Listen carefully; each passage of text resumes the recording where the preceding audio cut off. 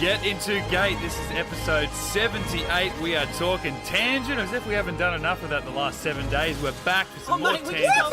We just go off on tangents. It's so crazy. Here we are. We don't even plan it.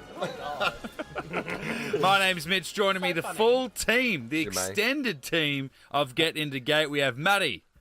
Sorry, yes, hello. Hi. Brendan. Hello. Rhys. Yeah, g'day, guys. And we can't get rid of him, Lincoln. It's just so good to Lincoln be Lewis. here. 3 weeks. No, Here he's here when again. he's single, not when he's 3 with in a row. someone. No, What's going on? no, the missus gave me leave, and Trouble here in I am. paradise, mate. No, she just said, Sick hey. already. She goes, I understand. I understand how important Stargate is to you. You go See? with the boys. You do Yeah. as I said, She hey. said, she quoted Gandhi and said, don't dog the boys. Yes! One of Gandhi's best quotes ever. Don't dog the boys. Yeah, the boys. Wow. All right. Well, we're in better spirits than we were last week because we got a pretty good episode. Let's see what it's about. Then we'll throw to do. Rhys, our new viewer, first-time watcher, and see what he thought. Hopefully it lived up to, or at least our hype. All right. Episode 12 of Season 4, Tangents. When O'Neill and Teal'c take an SGC-modified Gould glider out for a test flight, they lose control and are sucked deep into outer space by a Gould tracking device. It's up to the rest of the team to figure out a way to rescue them before they run out of oxygen and life support and are lost in space. Sorry, Mitch. Forever. I just need to interject there. I didn't hear a single word you said. It was like a moment out of Seinfeld when the guy eats a Mars bar with a knife and fork. Yeah, what did I Lincoln just saw do? Lincoln eating a caramello koala two-hander like he was eating a burger. And It's a caramelic wife. Hang on. I have a bigger gripe. He's eating it feet first. More Can caramels you in the head. close your mouth, for fuck's sake? I got a question. Do they have caramello koalas overseas? No, mate. No. So most people have no idea what we're talking about. It's like a Freddo frog with caramel in it. And it's a koala instead. It's like a Dunkaroo. He literally held it.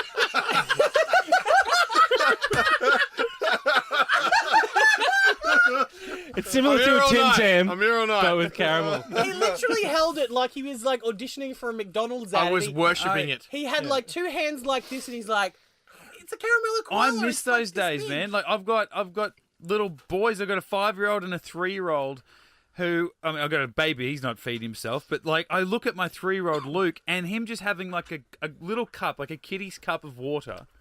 It's half full. There's nothing in there, and he holds that. He cradles that in two Like hands. Donald and Trump feeds style. it. Yeah, like Trump would. That's like leader of the adorable. free world would. Yeah, it's not adorable when he does it. It's concerning. Small Luke, hands. But Luke does it, and he just like nestles it, and I'm like, there's something so very cute and innocent. I'm like, when I have a drink, it's just like, just throw it all back. In and around the slam mouth. Yeah. I've was a toddler. I think like- it was adorable. He's a 30-year-old man. Come Yeah, on, but guys. there's something. I thought he ate your chocolate by your reaction. The way he was reacting, I was like, am I not supposed to have it? I just had that moment of Stop like. the show. I just had that moment when, like, in Seinfeld, when it's eating an Mars bar with a knife and fork. I'm just like, what? If I just step, if I step through the quantum mirror, and you Man guys hands. know how much I hate the quantum mirror. Yeah. Quantum Mirror's Oh, awesome. mate, listen to Yeah. our podcast. Okay, so let me give you the gist. Every shit episode Matty loves, every good one he hates. Yeah. All the fan favorites. the rule of he thumb. hates it. Reese, they're lost in space. I mean, I know you'd love to be lost in space with Teal'c, just one-on-one time. Feel ya. But They're too absolutely. far apart in that 301. yeah, though, there's no you know. touching. Hey, So- hey, I can do a long reach around. An X301 interceptor that was amazing. That's pretty cool, isn't it? At first, when they come out and who was it? Carter said, "Oh, Teal'c was ordered to push the envelope," and I'm like, "What the hell are you talking about?" What, he's in the mailman now? And then I'm like, He's carrying the Get Into Gate mailbag. Yeah, he's that. I didn't know what that was about, but then he flew that interceptor over. I'm like, oh yeah, that is sick. Yeah. And I'm like, Blew out the windows. Like, Off didn't like need Yes. every truck in the entire runway. sorry, Lieutenant General. Yeah, and then I'm like, where the hell did they get that? And then they said two They told us. Salvaged. what was it? Two old death gliders Salvage, and some yeah. good old American Yeah. know-how. So they're the Oh, yeah. ones. They're the ones from Yeah. Apophis' mothership at the end of season 1 that everyone escaped in. And we don't know They were a bit how. rusted up. Remember And they we were don't damaged know- and they weren't going to survive Yeah, re-entry, yeah, and yeah. we got picked up So by the space shuttle. The shuttle. Yeah. So And we that's still those don't know two. how they got from Death Glider to Shuttle Or how they got the Death Gliders to Earth. Yeah. to Earth. Oh, they yeah. But recovered still, them. I can tow them easy, but Yeah. I still have questions about that. How you Ropes. get them that's from- going to be one hell of a snatchem strap going through Earth's atmosphere. They did it with the know-how. Come on. That's how. See, this was such a wonderful example. I know you guys bring up all the time, but about Carter, like, you actually sent around a fun thing the other week, Maddie, and it was about Well, Matt, I'm all about the fun. the 3 stars, and it said the Star what or something. It was comparing Stargate, Star Wars, and Star Trek. Yeah. And it was Star Trek Holy and Trinity. Yeah, and it said Star Trek. You know, it's beautiful sci-fi in the sense that it's like our world but advanced, and we're in a It's a utopian utopia. society. Blah blah blah. It's all very science-based and what we can do, but more. Stargate is a little bit of that, but it's like, well, we're also going to have fun with some wormhole stuff and funny, weapons. It's like Star Wars. Why does he have a laser sword? Because laser swords are cool. It's just like, Yeah. just watch it. It's fantasy. Yeah, it's like there's the Venn diagram of like Star Trek and Star Wars, and where they overlap is where Stargate sits. Yeah, It's and just I this feel like perfect- Amazing. Where It's a this- euphoria. Wonderful. The habitable zone. The Goldilocks. Yeah, that's it. Yes. We had this wonderful moment at the start of this episode when you had the Lieutenant General, who was Yeah. the guy, and he's asking the Vadreen. questions. We do have to And- give him a name too. Yeah, okay. Carter just she tried to explain it. Like for 20 seconds, the shot on her, and she's explaining it in explicit detail, and then it cuts to him. He goes, "All I need to know, Major, is that it can fly." Yeah. It's just like, before you explain it and you run out of things to say to the audience that's going to make any kind of plausible sense, cut her off. Because we can't bullshit anymore. Before she pulls out the apple to use as like a prop to start describing things. But just on good old General Vadreen. Colonel? General? Major? General? Doctor? General? General Hammond has told me nothing but good things. Has he, sir? Well, then I'm sure he's left something out. Such as? Tealc, you there, buddy? I love that. He's just like, abort. But I Perfect thought we've pause. Blow his windows out, Till. Well, Blow we- his windows out. we had, Colonel backstory, goodbye and good night. We've got Major haircut. So I was thinking General Mustache. General Motors. Detroit. General Pants, but we're missing the code. What So about we need Generally Serious? Because he doesn't like a joke. I mean, I do bit like wordy. the pun there. Because Quite cool. thank you, I it's very do. funny.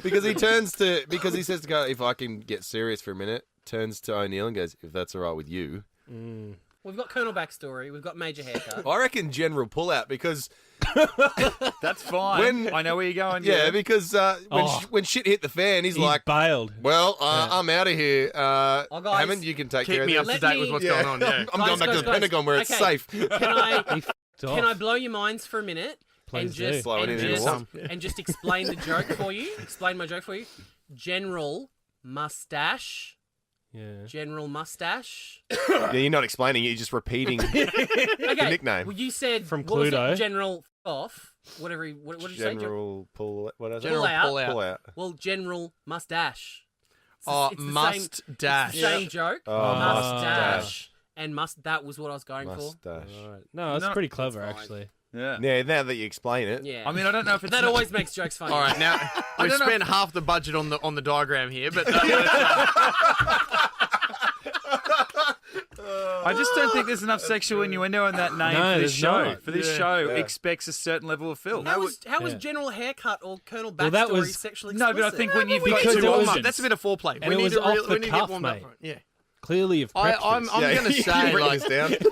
Well, okay, Rhys, let's... I will be a bannerman of yours and say what? General General a Pullout. bannerman. how do you know that word? Someone's been watching Because I Game of play Thrones. Game of Game of Thrones. Thrones. Yes! Yes! I've never in the heard this show. word before. I am your bannerman. Are you kidding me? You can play a drinking game for every time Catelyn Stark says, "You are one of Ned's bannermen." Yes. I Game haven't of never Thrones. rewatched an episode of Game of Thrones. Oh, Catelyn see, Stark's This been is dead this for is years. why I have Ow. trust Spoiler. issues. Yeah. So, Rhys, Yeah. Yeah, General Pullout. I second that. Fair enough. There's something there. Yeah. Well, I'm the not- the I obvious like one. it. It's the in the obvious grand one- final. Can we say It's- that? yeah, yeah, yeah. It's in the grand And he final. We're definitely awaiting did. the semi-finals. Until something better comes along. The obvious one that we cut out was General Vagine, obviously, but you know. I thought General. Okay, we're done. Look, if you want some sexual innuendo, here you go. Yes.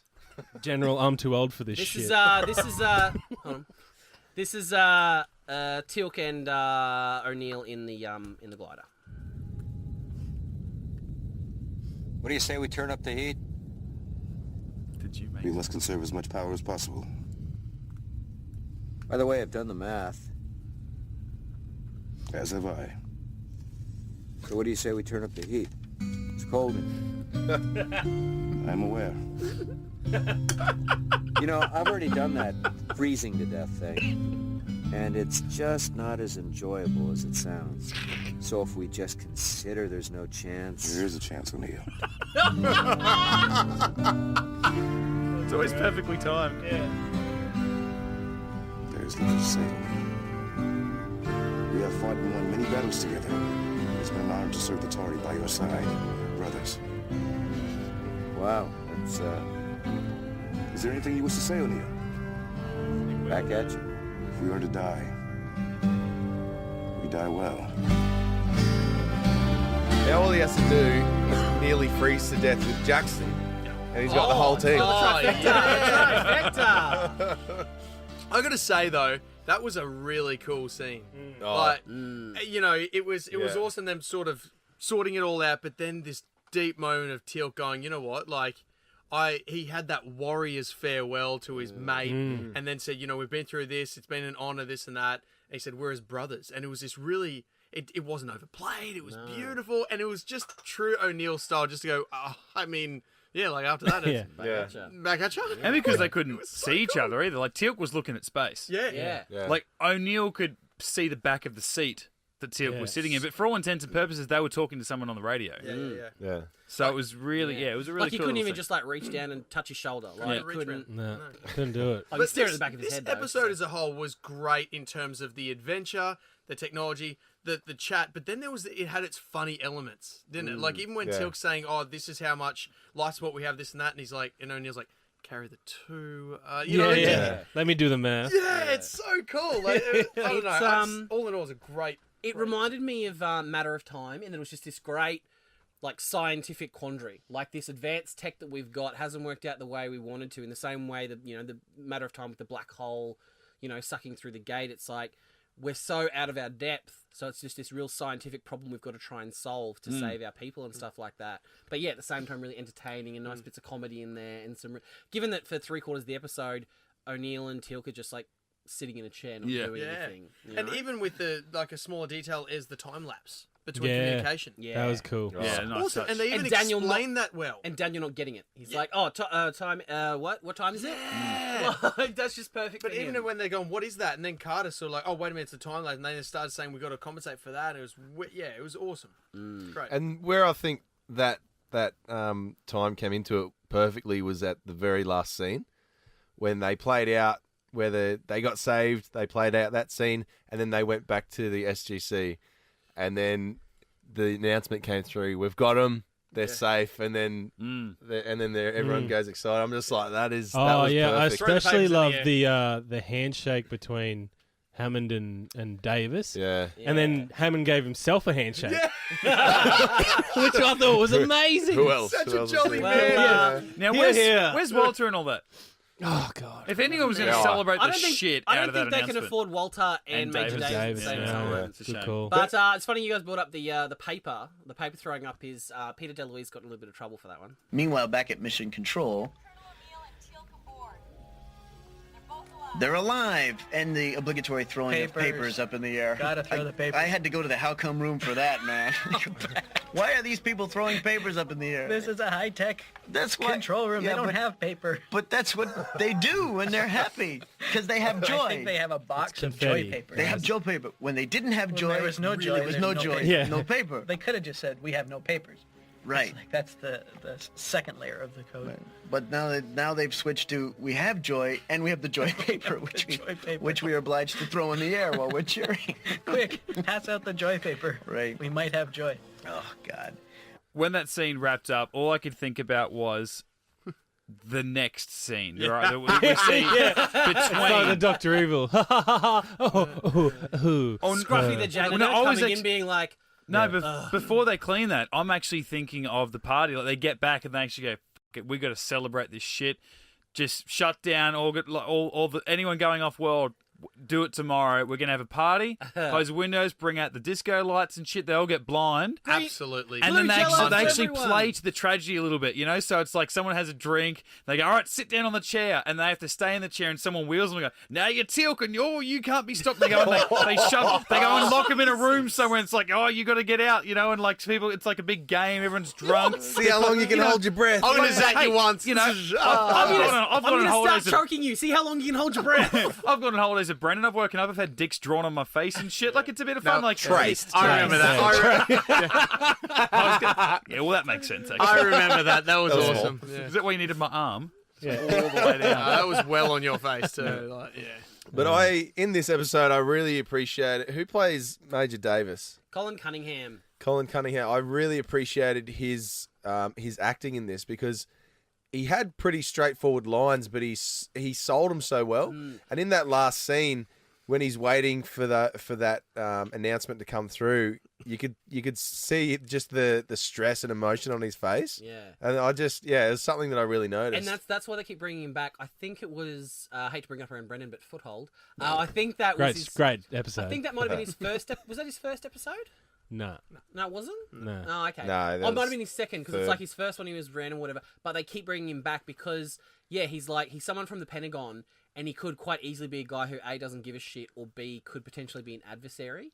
But he's actually someone who's on our side. He's such a great middleman. He's like, Yeah. I know I'm a bureaucrat and I'm not good enough to be an SGT member, but I want to do whatever I can to help you guys do what you do because you're putting your asses on the line every time you step through that gate. Because it was that great, not even scene, but just end of a scene where Carter had one plan, and as much as it was going to help, Davis had a problem with it. He's like, we cannot do this because of this reason. And Carter's like, I disagree. And they were both trying for the same thing, but Davis is like, I can't give you guys everything you want because of this. And then she just looks at Hammond. Hammond's like, do it.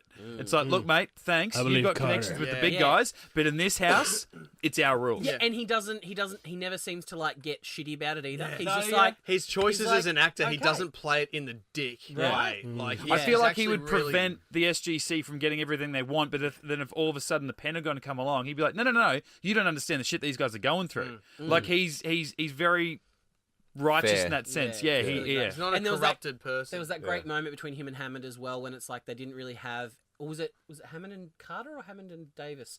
When it was like, oh, we don't have any new information. Hammond's like, Yeah. and Davis was like, oh, should I let them know? And he's like, no, just let him Let sleep. the man Yeah. sleep. Let the man sleep. And I was just like, that was a really nice moment as well. This episode was written well. It was acted well, directed well. Like everything about it, it was a really cool episode. And like what you said, Maddie, for the most part, well, definitely for Colonel O'Neill and Teal'c, they were sitting down that whole episode, apart from at the very start. So to make that work, you have to have some real solid writing and Yeah. support around it. And That's it was it. great. Speaking of the writer, Michael Cassett, Is he a first timer? one and done. This is his only one. Really? That he does for No Stargate. way. This is his one and only. But he does actually go on to write, and probably Brendan will be the only one who gets this one. But he actually, in the same year he wrote this episode, he wrote an episode of Farscape, Out of Their Minds, the body changing one Oh. with the big like bird aliens, which is Perfect. one of the greatest Farscape episodes in their entire like 5-season run. And they rehire that bloke. Right? He did go on, however, to write a bunch of episodes of Beverly Hills 90210.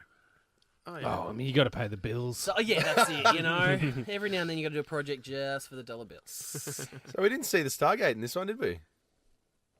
Oh, it was in the background. Oh, I mean, they're in the control room. Just a you prop. know. They're in Stargate Command. Well, didn't they have to go through the gate to get to Jacob as That's well? right. Daniel and Daniel and Carter. Carter. Yeah, that's But right. did We see might, them yeah, go through it though? I don't know. We kind of just And then went they to the got ringed planet up. and they were Yeah. just like Yeah. on the ground in the dirt. I love Jacob just drilling into them. Why the hell are you here? You better have a Yes. great So reason. good. Just father and general just laying into him Yeah. because we've got to save these guys. All right. Let's Yeah, go. fair enough. Fair enough. Yeah, I was That's- about to detonate this. It would have blown a huge chunk of this planet. Yeah. Like, it was no small Yeah. thing. Then about the ship too, he just hammered him about it. He's like, he goes, "You do not understand. I'm in a unique position to understand how friggin' young humans Yeah, are." before And you that was slap a Jacob US Air Force talking. stick in. That wasn't bloody Selmac Yeah. talking. That was Jacob going, "You guys have no idea what you're doing. You're strapping together two broken ships and putting a sticker on it saying US Air Force, and now you American think you know-how. Bang. now you think you can run with the big boys." Because I felt like that at the start when they first got ringed up. I'm like, that's just Sam's dad yelling at her. Yeah. When she, I just imagine. here. Yeah, That's like I just she's imagine been when she caught was a sneaking kid. out. Oh, sorry to talk while you're interrupting. I'll just. He hates that, by the way. Gets cranky late at night. Sorry, the middle of my sentence interrupted the start of yours. I just imagine Sam as a kid getting yelled at by a dad, like exactly like that. That's why Daniel had to answer. But then when he delivered that line where it was like, yeah, the Toker and the Goa'uld were flying these ships when people still thought the Earth was flat. Awesome. I'm like, Oh, that was a great Don't line. I felt Didn't like like it. I felt like he could have gone back a bit further, I because liked- people still think the Earth is flat. Oh, yeah. Shaq. That Oh, debate- that's a new raging on. that's a new thing that people ugh. Yeah. Let's not bring that up. But Don't even with forget that, that. just Don't a forget the joke, buddy. tagline. Don't forget the tagline. Us flat earthers have supporters all around the world. oh, no way. Oh, God. Sorry, guys. What? Idiot says what? It says what? Yeah. No, what I liked in that scene was when he's like going, "You guys are just you need to learn and build this technology yourselves. You can't just Sam's like- take two broken ones, And then Daniel's like, Isn't that how the "Isn't how the Goa'uld and therefore the Toker they just kind of like borrow technology?" And Yeah. Sam's like, "Yeah." Ding. And then he's went, "Yeah, but then they're the flat Earth thing," and it's like, I just love how she just jumped on the back of someone else's argument, like you said, like a kid would in an argument with either their older brother or their mum or dad or something. Like it just also, brought her right back down to being a child. Jacob's response on that was how he responded was so perfect because how he said it was one thing. His words was one thing, but how he said it was almost like he preempted the response or something like that because they said it. He's like, "Yeah, well, fair call," but then again, matter of factly, we were flying around in these things when you still thought it was flat. So. Halfway through And his initial argument, he's like, "Oh, this is flawed. How can I get back? How can I get back at you?" Yeah. Selmac's got the perfect comeback. While Jacob's talking, Selmac's like, "I got you, bro." Yeah, I had this argument 400 years ago. Trust me. I was asleep for about an hour, but I'm up. But one bit that always makes me laugh is when O'Neill is the oxygen is so depleted in the ship. This is when they're coming to get rescued, and she's like, "All right, sir, you need to do this." And he tries to wake Teal'c, and he throws a pen at his head and wakes him up. And she's like, "All right, what's your oxygen reserve?" He's like, "It was the best." I've literally thought about it in my head so many times. Each time I watch it, is the way he played was so perfect. It was this mix between not quite drunk, and not quite like a mix between drunk and out of it. Talking When about he- O'Neill. Yeah, she's like, Yeah. "What's your oxygen reserve?" He's like, "Oh, I don't what?" Like, Yeah. and he was kind of like thinking about what he was going to say, and then he's completely forgot what the question was Yeah. because he's so out of it. Yeah. And I remember, Carter? Is that you? Yeah, Jacob. Do you know your ship's bigger than ours? Yeah, it's like midway between, like when you get really drunk and then have a sleep but wake up way too early. Yeah. Like in the middle of your sleep and you're like, what the hell is going on? That's exactly what it was like. I was I waiting mean, for I know that. I was waiting for him to go. Carter, she wants to talk to you. I was waiting for him to say, "What oxygen reserves?" And like the whole time he's had like another 8 hours worth of oxygen, and he just didn't know. 100%. Yeah, but Teal'c saved the day because he went into a deep, Extremely deep state of Kelnorine. I place myself in an extremely deep state of coma. Yes! My heart rate will decrease, and our oxygen requirement will be lowered considerably. Can I be honest? Absolutely, I was Lou. watching this episode at work, right? Had the laptop there and listening to it. And when he said, "I will place myself into an extremely," I went, "Woo!" Imagine you, because like you've said for the last like 8 or 9 weeks, he never goes into Kelnorim anymore. It's Yeah. just a deep state of Kelnorim. Yet Yeah. now, an extremely deep state of. I'm like, hang on. like in the first 3 seasons, when you had some serious shit go on, you went into Kelner Reem, knowing that was at least the 3rd best level you could get to. As we know as the audience, that was the 3rd best level you could get into. We didn't know about Kelner Reem until like season 2 with Holiday when he and Jack switched bodies. That's right. That's the first time we even heard of Kelner Reem. Yeah. And then, he obviously uses it to heal, but then it's deep state of Kelner Reem, or I was unable to complete my Kelner Reem. Well, I feel like the difference must be between a deep state of Kelner Reem and an extreme state of Kelner Reem. No candles. Nah. Well, That's you know. Well, that's- if he's gonna go deep, I wanted to bring that up. if he's gonna go deep, he needs Because we've been candles. talking about that. But Romantic. Why didn't he go into deep state of Kelner Reem? Because he needs candles. Well, not in this ship. well, no, that's what I just said, mate. Well, he went extreme because he had no candles. If he had candles, Right. he would have just got into a deep state. He of had the Kelner sun, though. Reem. 3 Wow. suns around him. Probably. He's in space. No, there's only one in the solar system, bro. Yeah, he's well out there. Right? Every star's the sun, mate, so it's okay. I think it was only just past Jupiter. I love you. Yeah. There was a shit ton of light though. Like Fair call. Look, I'll to be honest, it was an off-the-cuff comment. Didn't think about it when I said it. I'm a little bit upset that he's lingered on it, I feel but like let's I've move on. betrayed Let's all this move right. on as a team. Okay, no, Rhys is my boy, so I've always got his back. But I felt bad doing that just then. that does bring me to one issue I had, right? So they had a niece who we never see, never hear, but we hear from. She says that they've got a high-ranking Tok'ra agent, doesn't name him, but says, you might know them. It's well known to you, so obviously it's going to be Someone Jacob. important to both of us. And they are on the Yeah. planet, Yeah. It kinda gave Gould it away. planet, closest to you. The closest planet that's got any Gould activity on it, the closest one, that's where they are. So that's why they knew they could only go there because it was the closest place to them, and it was Gould occupied. So they go there, Carter and Daniel. They get on the ship with Jacob. He then, jumps into hyperspeed, whatever we're going to call it. Hyperspace. And then, midstream, and the ship breaks down, and he goes, "Oh, we're in bad territory here." Like, what? Like, what's going on in this middle of nowhere? Because Like, we're in the middle of Uranus. obviously. He says it's a pretty bad neighborhood. They went to the closest place Really? that there was any It's a shithole. Gould You're gonna activity. get jacked. They're in the closest place where any Gould activity's happening, yet somehow Out of all of between space. between there and our solar system and the very outskirts of our solar system, he knows that's a bad area, and there's 2 fucking Mate, Hatarks. it's the shipping lanes. It's the Gould shipping lanes. Yeah. It's their- Obviously. it's their highway. True. You know? Right next outer to rim. Earth. Well, the those lost guys were doing planet. about 10 kilometers an hour then, because they And it were was such right a- there. It was like a trucker's pit stop. It's Yeah, just a pit stop area. It's a park and ride, seriously. Like, it was such a nothing And derail of the story at that point because they're on the ship. They have to. Oh shit! The ship's broken.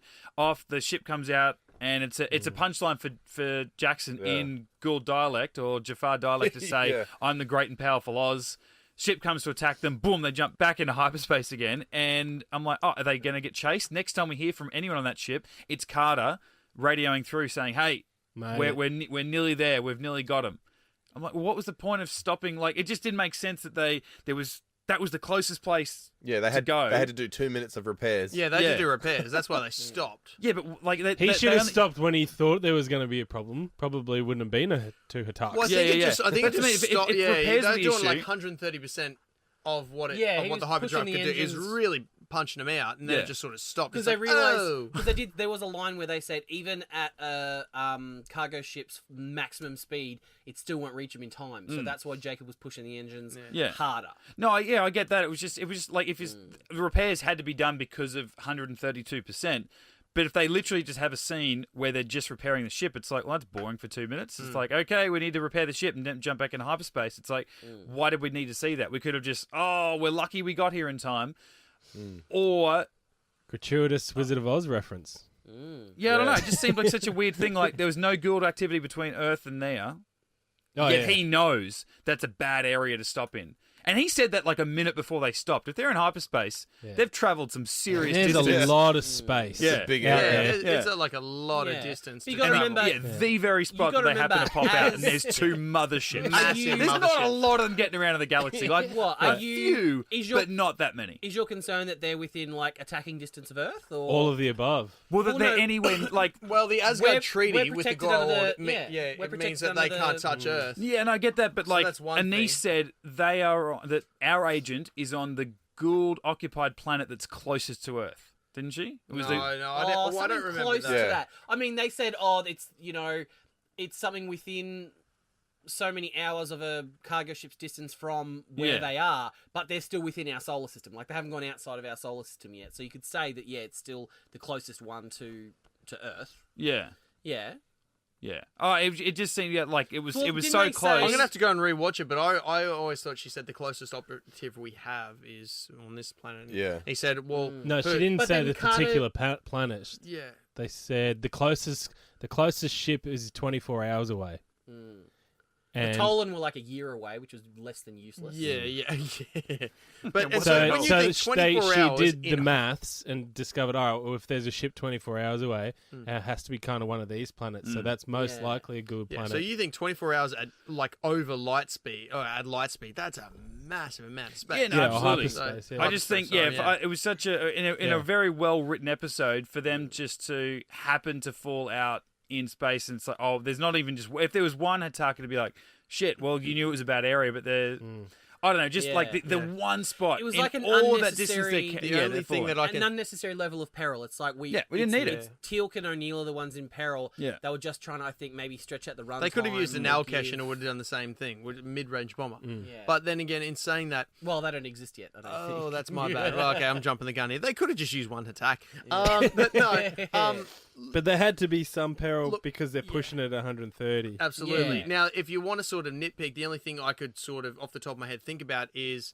the Asgard would be monitoring hyperspace windows in and out. Why couldn't the Goa'uld do the same? You know what I mean? Like, if it's their territory, they'd be able to track incoming and outgoing hyperspace launches and stoppages and stuff like that. So they'd be able to go, okay, hang on, that's Something's coming through. 5 I minutes. guess or the other something. thing but too then again, that's is- just me. But then thinking of- then they've got to predict that he's going to pop out. Like they might be able to Yeah. monitor the fact that he's in hyperspace nearby, but then they're like, all right, well, he's going to Well, if it randomly stopped, pop out yeah. here, so we better get there because those Hataks were there when they popped out. I'm just spitballing. it's- Well, Oh, it could oh, also, gonna be it gold. is kind of retcons. Remember in the movie they say Abydos is like on the other side of the universe or the known galaxy or whatever, but then in the first episode of the series they say it's actually the closest Yeah. Stargate to us. We've just Yeah. discovered the universe is again- bigger. So this one, The universe is not flat. so this one's potentially a little bit further out. So maybe there is some kind of shipping lane. Say for example, if you think about space as just flat, as a straight line, like there's Earth. Then there's Abydos, then there's the planet we went to, and they stopped somewhere in between that planet and Abydos. That's Goa'uld territory. Yeah. I think in world, like it's adding a little bit of unnecessary peril to them. Yeah, I think that's my biggest thing. Yeah, I shouldn't be but nitpicking about I buy the fact that they're not going to attack us because we're protected under protected planets treaty. So it's I think over time they were working out the kinks. Like I remember hearing the producers say that they hated that one of the things that they regret is making the third shot from a Zatnik-Tel disintegrate. They went after that we tried not to use it as much as possible. Yeah. And another thing, over time they say different things. And I think it was one of the first episodes of Stargate SG-1 in the first season where they referred to a planet and Teal'c said, but that planet is galaxies away from here. yeah, that's right. Yeah. I think that was message in a bottle. Yeah, it was one of the first ones, wasn't it? And he said, it's galaxies away. Yeah. And then after a while, they're like, well, hang on, oh crap, we're only, Yeah. we're only, Can't in say the, that. It's just we're a only on bad the one galaxy. But yeah, it's little things First that they're writer's working out. problem. Yeah. Let's leave it to He was the script editor. Well, it's funny you God's say sake. that. I might be able to shed a little bit of light on it. If we wheel in the piano, boys! Oh, I have to God. sit on it again? Stoke the fire. Graham! Ow. Gently now. Squeezing All right. it in. Geez, looking sharp this week, Graham. Oh, he's got Nice the tails suit. Yeah, it's a free piece. Bow tie. It's new aftershave too. I like that. Is that kerosene? Yeah, don't stand next to We're the charging you fire. by the minute, Matty. You got to roll Why this would out. anyone want to soak a piano in kerosene? This guy's $400 a minute. Keep going, Matty. That's why you only have him for like 90 seconds. Brad Wright begins. I quite enjoyed this episode for what it was. Michael Cassett gave me my first job on the Outer Limits, so it was a little bit of payback. Payback, sucker. He then goes on to say, it was another one that I rewrote completely because the original script could not be produced. I'm guessing it was too big. Like Oh, they had to- that's Robert C. Cooper territory. Absolutely. Martin plus money equals gold, remember? But the goal was to do our version of Apollo 13. What I really loved about that episode, aside from the fabulous visual effects, was Richard Dean Anderson's embracing of the role of astronaut. If you look at his performance, it's quite studied. He took the role of a pilot in a perilous situation in a spacecraft very seriously, and I think that proves himself to be a grown-up actor. And it's funny you guys were talking about sort of the science of what, you know, Graham. where they broke out. We're Yeah. don. Graham. Bugger off, mate. Wrap it up, mate. All right, Nice. Graham, that's enough. Oi. Yeah. We'll He's still, got the final We'll bar. paid him still for give the you the full fee. Just Yeah. get the f- out. But it's funny you guys were questioning the science of, you know, where they dropped out of hyperspace and all that sort of stuff, because apparently the fans had a bigger issue with the evac right at the end. Brad Wright also mentions... God, yeah. Brad Wright also mentions an interesting... Into the vacuum of space. Yeah. Brad Wright also mentions an interesting side note. I thought it was hilarious when I got vilified by some fans who thought a person would explode if they were exposed to the vacuum, and told me so in no uncertain terms. What was even more fun was that smarter and more informed and more educated fans came rushing to my defense by saying that what we wrote for Stargate was technically more accurate. They posted messages on the internet saying you don't immediately freeze to death and you don't immediately explode. That's just what happens in movies. Now, I'm not saying we don't bend the truth a little, but what we did try to do is have some fun with sense of specifics. It's cool that people recognise that. Speaking of the science of it, I think they said there's several days of provisions. So, like, obviously food, water, I guess, and air. But I was just wondering, what if you had to poop? What are we doing Just go. in that sense? They've got a pocket Stargate. They'd have, Just go, man. Like, yeah, they'd have Little colostomy portable bags ones. or whatever, I Yeah. guess. But what do you just go in the suit? Portergate. Yeah. like that's- No, you'd honestly just have to go in the suit, wouldn't you? That's a confined space, and I mean, Teal Yeah. could be on a high protein diet. of course. Like, And you can't just punch that back in the pouch. right? bag it and shove it in the pouch. Come on, Junior, Jeff. Move are over, you Junior. hungry? Yeah, give it to the symbiote. Going, look, you guys are enslaving people for thousands of years. You can deal with this Eat shit. some shit. Imagine trying to clean it out, though. If the bag bursts. Oh, get a pouch infection. They could- Colonel, you pooed in me again. Hey, it's been a long while since I watched this episode, Rhys. I was more in your boat. No, I didn't know exactly what was happening. So that moment where like the radio clicks is Shova. And I'm like, my eyes great. open, my mouth shit. dropped. I was like, oh, I actually stopped. My hands like, I'm like, oh shit, this is real. Yeah. He's Yeah. back. What the fuck? He's calling him home.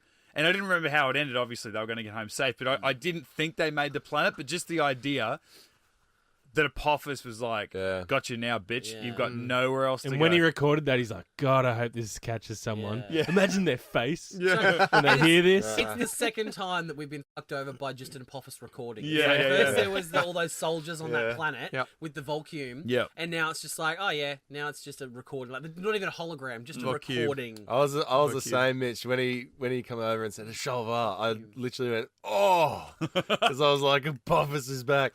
But this episode, even though obviously at the end I knew they'd end up getting saved, it was probably the most high stress episode that I can remember. I found myself holding my breath quite a bit.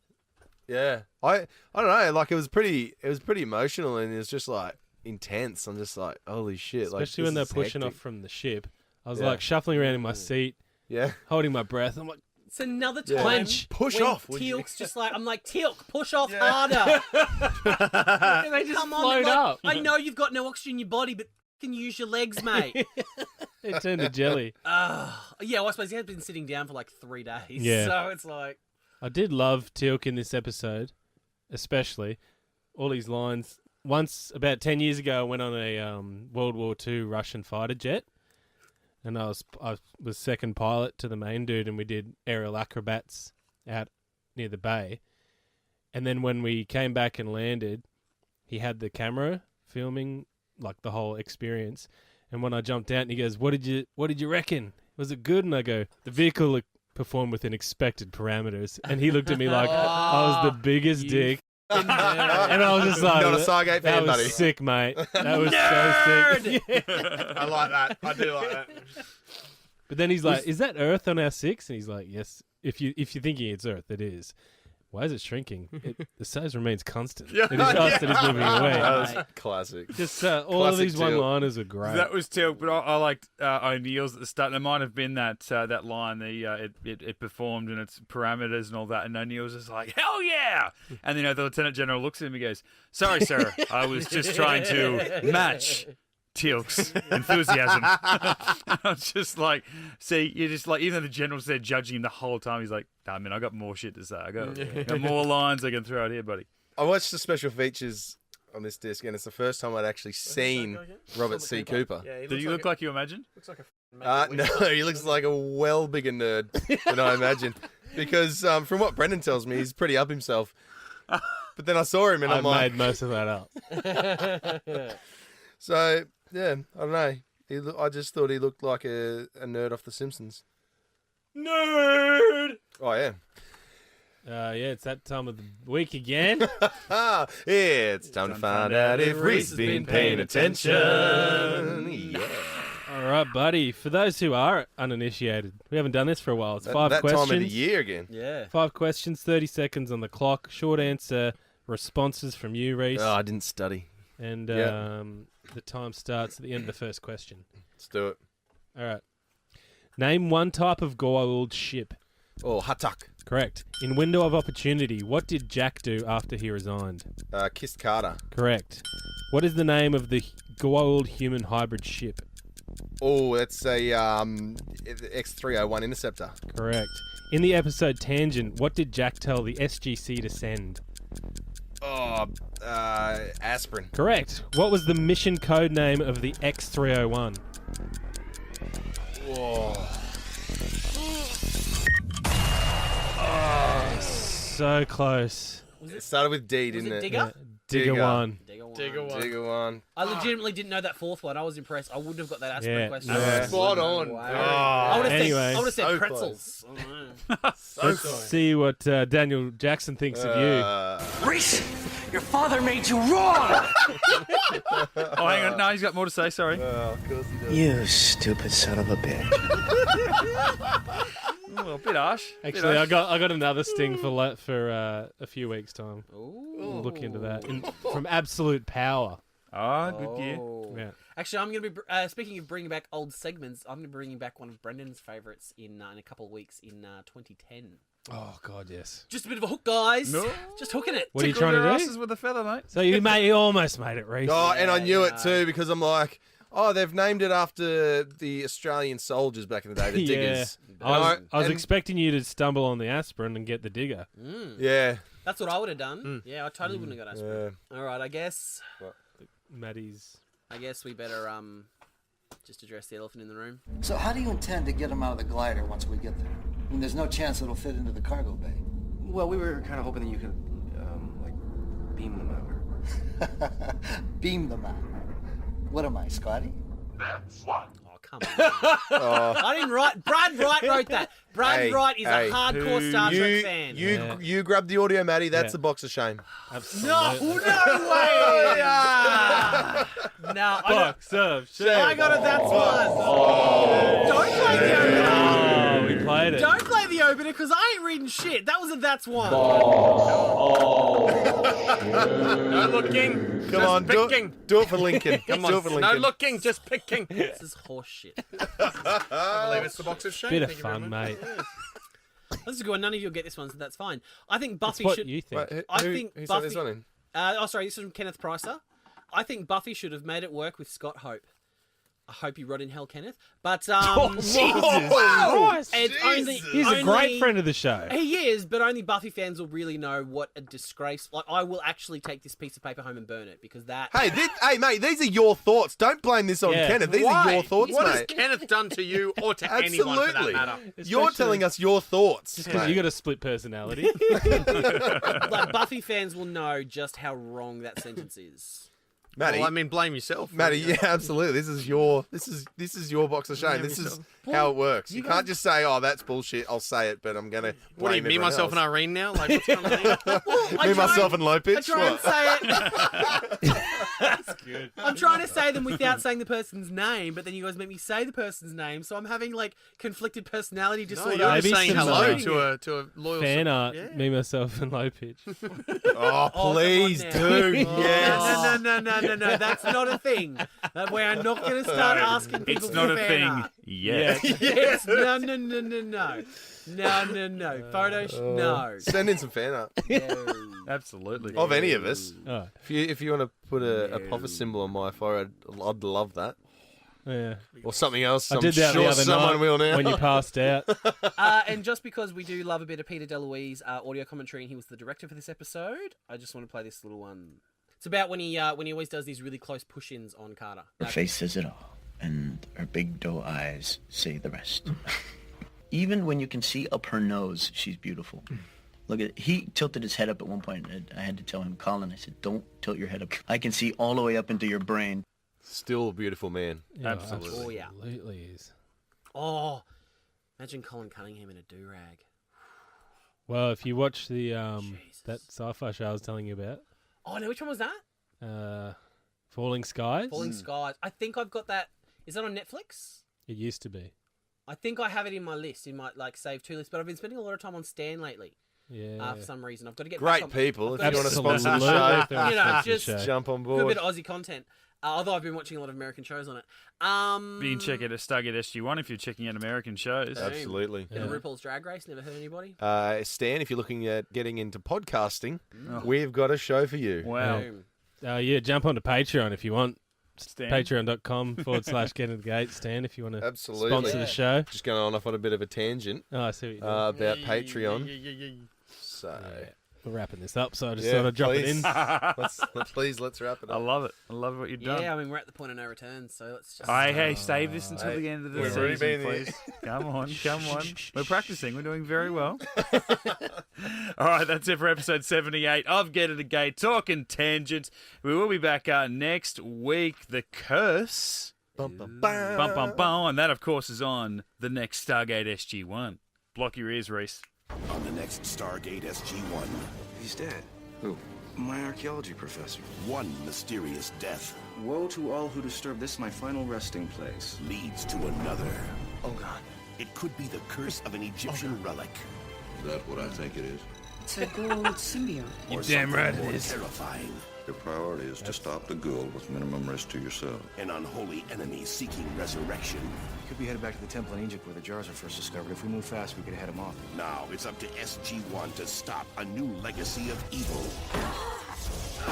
Osiris will return, and the rivers of the earth will run red with blood. On the next Stargate SG-1. All right, you can turn your headphones back on, Rhys. You're all safe, buddy. Come back into the room. That's next week for Curse. In the meantime, check out all of our old podcasts on the Get Into Gate, a Stargate podcasting channel. Follow us on the socials, Facebook, Twitter, and Instagram. Give us some likes there. Myself, Mitch_Lewis, Twitter and Instagram. Maddie. At under Lincoln Lewis. I mean, at High Pitch Matty. Brendan. Hashtag I wish. At the Bren Gibson on Twitter and Instagram. Christopher. Hashtag been there, done that. I am at Got a t-shirt. Jesus. I am at the Flying Gibson. And Lincoln. At a link_Lewis. And outside of Gate, you can always check out our sister podcast, if we can label it like that, Get Into Geek. Got a couple of reviews out there if you want to go check that out on the Get Into Geek podcast as well. And hey, look, we have mentioned the fact that some of us are sporting fans on this show. You especially, Matty, you love your sports ball. Yep. Yay, sports. Well, tonight in Points. Australia. Points earned for balls doing bally things. The things that balls do. Crossing- Over lines and through crossing bars the and stuff. the line of the net scrimmage. Yep. Into the point scoring. And they all get gold medals at I'm the end of going it. into the You know? point scoring zone. Well, tonight, hey, if you're a rugby league fan, like 4 of us, at least out of the 5 of us in this room, State of Origin game too. So, all you good, Blues. all you good people out there, go the Maroons. On a Sunday. Yeah, mate. I thought they were on Wednesday. They usually are, but See, I know broadcasting sports today. stuff. I knew State of Origin was on Wednesday. Points. Yeah. Let me Points. tell you why they changed it. They liken the State of Origin to Married at First Sight, and they said if Married at First Sight can get the best ratings on a Sunday night, we'll put the Origin there. Surely that'll work as well. Great people at Channel legit. 9 if Now they want to that- sponsor the show. Yeah, that mind you, that guy, they described him as like the new head, the head of marketing, the new head of marketing, and I'm like, well, you knew? Did he don't suffer you a blow to the dare? head, Yeah, or- don't you dare. He will soon. If you're going to say, oh, Program A did this, so Program B, that's fine. But don't say, oh, Married at First Sight. This reality-based show where we marry 2 strangers is kind of like the greatest sporting rivalry in our code. Yeah. Muppet. But anyway, go the Maroons. And that's all we need to say. Go Queensland. Even though you're in enemy I'll territory, it's still going to be tough. Either way, whether it's Monday or Wednesday, I'm still watching MasterChef. So I'm fine. What about Married at First Sight? Obviously. Reruns. Oh, off season. GetIntoGeek.com. So when's the candle burning ceremony? Do we get?